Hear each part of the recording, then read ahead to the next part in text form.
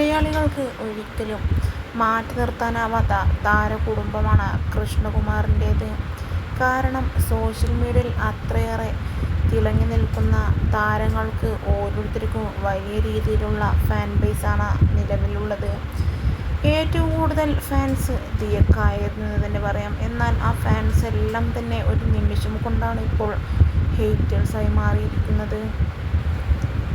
ഭർത്താവിൻ്റെ അമ്മയെ എന്തുകൊണ്ടാണ് അമ്മ എന്ന് വിളിക്കാത്തത് എന്ന കമൻറ്റിന് വഴിയിൽ പോകുന്നവരെ എല്ലാം അമ്മ അച്ഛ എന്ന് വിളിക്കാൻ എനിക്കാവില്ല എന്നായിരുന്നു ദിയ മറുപടി നൽകിയത്. ഇതാണ് വലിയ രീതിയിലുള്ള വിവാദങ്ങൾക്കും വിമർശനങ്ങൾക്കും വഴിവെച്ചിരിക്കുന്നത്. എന്നാൽ ഇതിനൊന്നും തന്നെ ഇത്രയേറെ വിവാദങ്ങൾ വന്നിട്ടും മറുപടി പറയാതെ ദിയയും അശ്വിനും കുടുംബക്കാരും എല്ലാം തന്നെ മാറിയിരിക്കുകയാണ്.